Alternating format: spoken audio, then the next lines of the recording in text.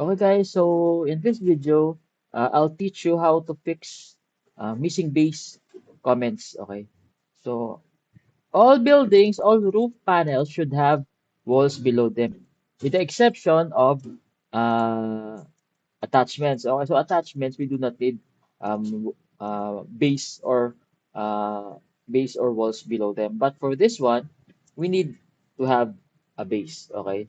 So the fastest way for me to add a base is to just draw the base.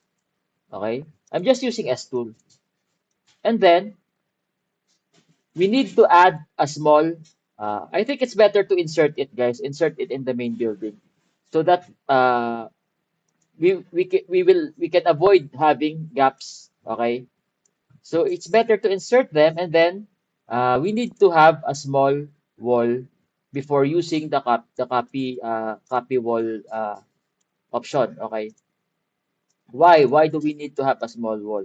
So I've noticed you cannot use the wall copy if we do not have a wall to begin with. For example, I'll try to copy and then 6, it won't work. So it's better to have, you need to have, okay, so it's a little bit hard. Okay, and then how to copy the wall? So click on the wall that you want to adjust, highlight on the wall that you want to copy, and then press 6. And we have our wall.